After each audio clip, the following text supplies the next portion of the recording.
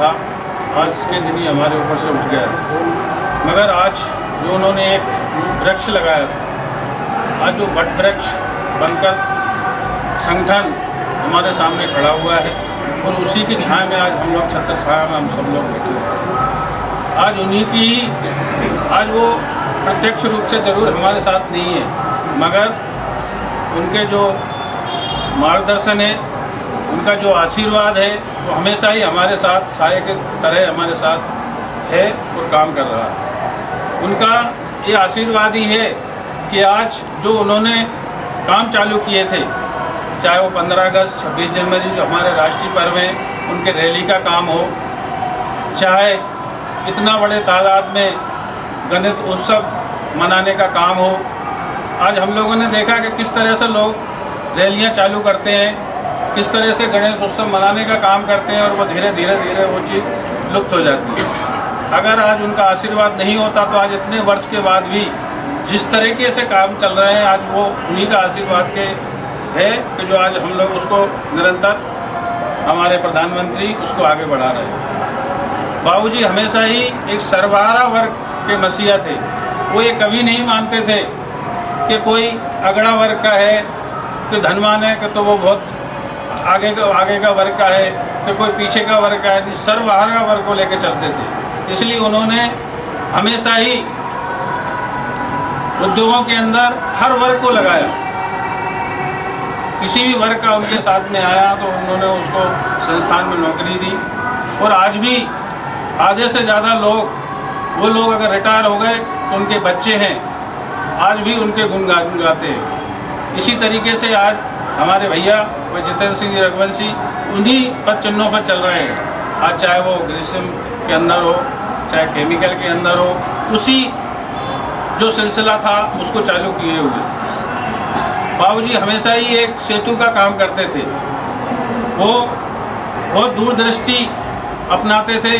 हमेशा ही उनके दिमाग में ये रहती थी कि उद्योग की स्थिति कैसी है, मजदूरों की स्थिति कैसी है, दोनों का सामंजस्य बिठाकर वो आगे बढ़ते थे। वो किस तरह से उद्योग प्रबंधन को दबाते थे मैं जानता हूँ। कई बार मैं उनके साथ में जाता था, किस तरह से वो प्रबंधन से बात करते थे, किस तरह से अपने आदमी को अगर किसी परिस्थिति में है उसके साथ में किस तरह से खड़े रहना है, उसको किस तरह से बचाना है। कि बाबूजी को आज विपक्षी लोग भी उनका लोहा मानते हैं। तो मैं यानी ऐसे श्रद्धेय बाबूजी के चरणों में नमन करता हूँ और उनके जो संस्मरण है उन पर प्रकाश डालने के लिए मैं सबसे पहले आमंत्रित करता हूँ भाई BMS चौहान साहब को भी वो आएँ और जो बाबूजी के संस्मरण है उनको हमारे सबके सामने साझा करें। परम श्रद्धेय हमारे बाबूजी को श्रद्धांजलि अर्पित करता हूँ, सत नमन करता हूँ। जैसा कि अभी भाई ने मेरे बताया कि उनके संस्मरण, उनके स्मरण, और उनके संस्मरण और स्मरण की बात आती है, निश्चित रूप से उनके संस्मरणों पर एक ग्रंथ लिखा जा सकता है। 25-30 साल के उनके सानिध्य में मैंने जो चीज़ें देखी हैं उसमें देखिए आप, उज्जैन जिले के तालौद में वो अवतरित हुए, एक छोटे से गांव में। राजा जन्मेजय की इस पवित्र भूमि को उन्होंने अपनी कर्मस्थली बनाया और उन्होंने अपने जीवन के कुछ लक्ष्य निर्धारित किए और पूरे जीवन भर उन लक्ष्यों की प्राप्ति के लिए वो संघर्ष करते रहे। आप देखिए, जो दबे कुचले लोग थे उनके उत्थान का हर पल उनके दिमाग में वो चीज़ रहती थी।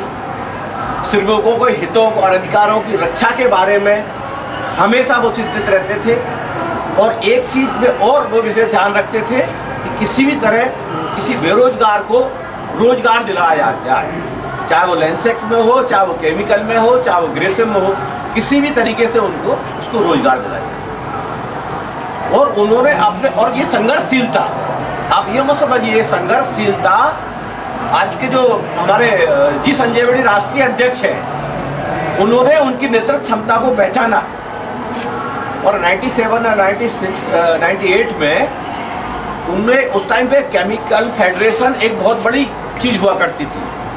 तो बाबूजी को जी संजीव रेड्डी ने केमिकल फेडरेशन का राष्ट्रीय अध्यक्ष मनोनीत किया। और उस टाइम पे राष्ट्रीय अध्यक्ष की इतनी वैल्यू थी कि उनकी कार जो थी उस पर एक लाल प्लेट लगती थी जो वीवीआईपी सांसदों को और मंत्रियों की गाड़ियों पर लगती थी, और नेम प्लेट उस पर लगी थी राष्ट्रीय अध्यक्ष केमिकल फेडरेशन, और फ्लैग था उस गाड़ी पे। उस टाइम भैया के पास कोई गाड़ी नहीं थी, तो कभी कभी वो गाड़ी चलाते तो उस पर वो कवर लग जाता था।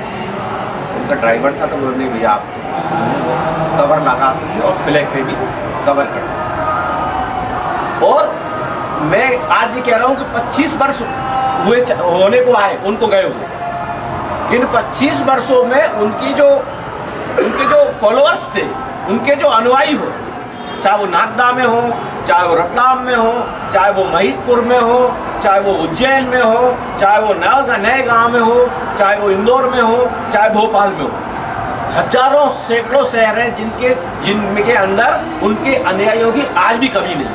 मैं भैया के साथ जाके जाता हूँ, अच्छा बाबूजी, अच्छा रामचंद्र जी, अरे मतलब आदमी कुर्सी पर से उठ के खड़ा हो जाता आज भी 25 वर्ष के बाद। इस नागदा में पदम सिंह जैसे बड़े नेता हुए, उनका आज नाम लेने वाला कोई नहीं। बाबूजी के आज भी लाखों की संख्या में जो उनके अनुयायी हैं, उनके फॉलोअर हैं, ये इस बात का प्रतीक है कि उन्होंने जो लोगों के लिए प्रयास किए, जो उनके जो कर्मों की जो श्रृंखला है वो बहुत लंबी चौड़ी है। और मैं इस मंच के माध्यम से आज बाबूजी का पूर्ण स्मरण में मैं हमारे प्रधानमंत्री जितेंद्र रघुवंशी जी को भी साधुवाद देना चाहता हूँ कि उनके जो मिशन थे, उनके जो लक्ष्य थे, वो निश्चित रूप से हमारे भैया उन पूरी चीज़ों को धीरे धीरे आगे बढ़ा रहे हैं। आप देख लीजिए, चाहे रोजगार के क्षेत्र में हो, चाहे किसी की समस्या के क्षेत्र में हो, चाहे किसी को परेशानी के क्षेत्र में हो, हमेशा भैया उसके लिए तत्पर रहते हैं। और इस बात का उदाहरण है आज कि इन 1-1.5 साल 2 साल के अंदर 40 से 50 लोगों को परमानेंट रोजगार दिलाने वाले, ये चीज़ ये प्रदेश करती है। ये तो छोटी सी चीज़ है, बहुत से काम ऐसे हैं जिनका किसी को पता नहीं पड़ता, पर भैया के मन में जो चीज़ रहती है वो उस काम को वो करते हैं। तो मैं आपको विश्वास दिलाता हूँ कि बाबूजी के नहीं होने के बावजूद भी ये संगठन उसी रफ्तार से, उसी कर्म प्रधान लेके चल रहा है। और मैं आपको विश्वास दिलाता हूँ कि यदि आपने हमारे नेता के ऊपर विश्वास जताते रहे, विश्वास कायम रखा, तो निश्चित रूप से इस मंदिर से कोई भी आदमी खाली हाथ नहीं जाएगा। रामचरितमानस की एक चौपाई है बहुत प्रभावशाली, फिर हुई है वही जो राम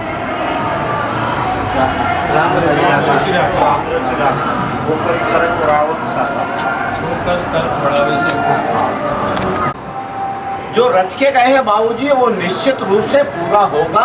और उनका जो मिशन था वो निश्चित अनवरत रूप से चलता रहेगा, ऐसा मेरा विश्वास है। पर आवश्यकता इस बात की है कि आप इस संगठन पे, हमारे भैया पे, हमारे नेतृत्व पे पूरा भरोसा और पूरा। तो छोटे छोटे थे तो उस टाइम लगता था कि किस तरह से बात कर रहे हैं, क्या बोल रहे हैं, पर जैसे जैसे समय बीता हम लोग भी उस लाइन में आए तो जो वो बोलते थे सारी चीज़ें हकीकतें हमारे सामने आती गई। और प्रबंधन में जब वो मैनेजमेंट से बात करते थे तो ऑफिस के अंदर गए तो कितना भी बड़ा अधिकारी हो, वहाँ कोई भी बैठा हो, उठ के उस सामने वाले को ही जाना है। अगर वो अंदर गए तो ऐसा नहीं है कि 1 मिनट का भी वहाँ इंतज़ार करना है। ये थी नेतागिरी उनकी। और कोई भी आदमी परेशानी में है और उनको खबर लगी कि उसको परेशानी है, दिक्कत है, उनकी तबीयत भी ख़राब है, पानी गिर रहा है, तो भी भले किसी की मोटरसाइकिल पे बैठकर, किसी की स्कूटी पे बैठकर फैक्ट्री के अंदर जाना और उसकी समस्या को हल करना। आज तो हम देखते हैं कि किस तरह से लोग दूसरी जगह जाते हैं, 15 दिन, महीना भर, 4 महीने तक लोग धक्के खाते रहते हैं। और आज भी लोग उनको याद करते हैं। सुबह सांझ तो साइकिल पे बैठते थे। एक महान आत्मा थी, ऐसी विभूति इस धरा पर अब बहुत ही मुश्किल है। उनके संस्मरण, उनके विचार, इनको हम आगे बढ़ाएं, ये हमारी सच्ची श्रद्धांजलि उनके चरणों में होगी। इसी कार्यक्रम में हमारे केमिकल बाबूजी के लिए यही कहना चाह रहा हूँ कि बाबूजी ने हजारों लोगों का परिवार बसाया, हजारों लोगों का भला किया। और तो आप ये समझिए कि उस समय जो इनके धुर विरोधी थे वो घटना मेरे सामने की है कि 93 में हम लोग इंदौर में थे और बोनस का समझौता हो रहा था, तो कहीं मामला फंस गया। तो मांगीलाल शर्मा जी का बड़ा नाम है, अपन कहते हैं कि वो भी बहुत धुरंधर नेता थे। तो वो बाबूजी से मेरे सामने पूछ रहे, अचानक उस समय हमारा जाना हुआ था, तो उस समय इतनी लाइन में तो थे नहीं कि क्या करना है अपन को। तो बाबूजी उस समय मांगीलाल जी को बता रहे, वो जो गणित बता रहे वही के वही मांगीलाल जी अमजद पारिक साहब को, उत्पल जी को हमारे सामने सब बता रहे कि कहाँ गाड़ी उलझी है मैनेजमेंट की और मजदूरों के बीच में। वो बाबूजी उस समय करा करते थे। अपन बात करेंगे आज के टाइम की, उन्होंने उसी समय अपने मिलने जुलने के 7-8 कार्यक्रम तय किए थे कि अपन बड़े पैमाने पे मिले, यहाँ पे मिले, एक दूसरे से मिले, अपनी जो भी समस्या है उसका समाधान ढूंढे। आज उनका आशीर्वाद हमारे साथ है। आज भी इस लाइन में होने के बाद हमारे जो विरोधी है या जो हमारे साथी है वो ये बोलते हैं, जो उनके साथ समझौता कराया उन्होंने, कि जो मैं ये कर रहा हूँ तो इसको बचा लेना। आज जो हमारे साथ में है वो उस समय साथ में थे, साइन साथ में किए थे उन्होंने कई जगह। तो वो आज भी बोलते हैं कि उन्होंने ऐसा बोला था कि मैं जो कर रहा हूँ उसको तुम बचा के चलना, ये तुम्हारी बहुत बड़ी जीत होगी। उनका आशीर्वाद हमारे संगठन पे बना रहे, हमारे युवा नेता हमारे साथ में हैं, उनकी सब मैं मेरे परिवार के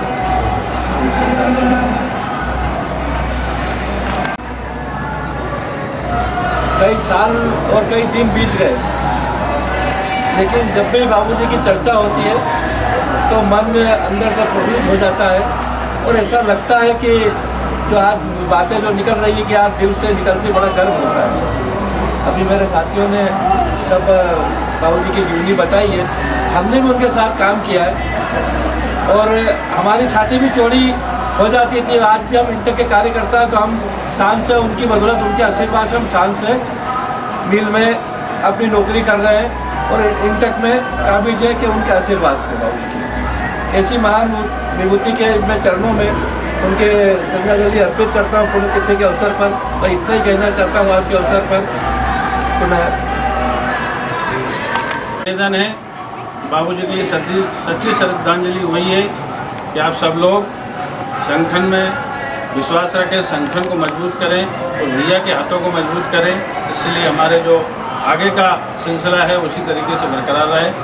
मैं अब हमारे ग्रेसिम के भाई सरवन सिंह जी से निवेदन करता हूँ कि वो भी दो शब्द परिवार की तरफ से। का दिन बड़ा दुख भरा दिन है क्योंकि बाबूजी आज के दिन हमें छोड़कर इस दुनिया से विदा हो गए। परंतु भगवान महाकाल भगवान विष्णु से प्रार्थना करूँगा कि वो जहाँ भी गई है वहाँ से हमें आशीर्वाद देते रहें और हमारे भैया के ऊपर उनका आशीर्वाद इतना है कि बहुत सारे संघर्ष के बाद भी हमारी जीत हुई। और आज हम कहीं भी जाएं, कहीं भी यूनियन की अगर चर्चा होती है तो सबसे पहले भैया का नाम आता है। तो इसी प्रकार से बाबूजी हमारे संगठन पे, हम जितने जुड़े हुए संगठन से, उन सब पर कृपा बनाए रखे और उनका आशीर्वाद हमें मिलता रहे, इसी कामना के साथ बाबूजी के चरणों से चलूँगा। मेरे परिवार की ओर से, मेरी ओर से श्रद्धांजलि अर्पित करता हूँ।